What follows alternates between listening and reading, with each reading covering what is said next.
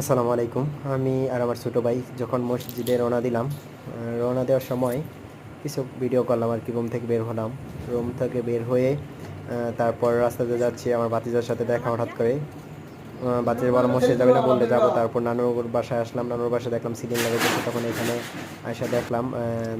তারপর রাস্তায় বের হলাম, রাস্তায় বের হয়ে পরে আর কি কথা বলে যাচ্ছিলাম বন্ধুদের সাথে। তারপর মসজিদের কাছাকাছি আসলাম। তারপর মেয়ে ভাইয়ের সামনে দিয়ে যাইতেছে, এবার ডাক দিলাম, দাঁড়াইলো না। উনি বলতেছে মসজিদের তাড়াহুড়া যাওয়া লাগবো, টাইমও শেষ হয়ে গেছে, এই জন্য পরে আর কিছু বলি নেই।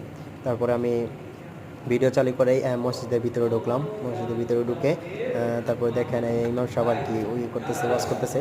তারপর দেখলাম সবাই নামাজ পড়তেছে। পরে বললাম যে ভিডিওটা বন্ধ করে দিই। তারপর আমি একটু একটু ধরে ভিডিও করলাম। ভিডিও করার পরে বসলাম, বসে সেরে তারপর ইমাম সাহেব একটু ওয়াজ করলাম আর কি। ইমাম সাহেব অনেক সুন্দর ওয়াজ করতেছে। তারপর মোবাইল ওপেনে ধরলাম, পরে মসজিদের ভিতরে ইমাম সাহেব একটু দেখালাম আর কি। দেখানোর পরে এইটুকু একবারে আর করিনি। পরে ভিডিও তো অবশ্যই দেখবেন নেক্সট ভিডিওতে।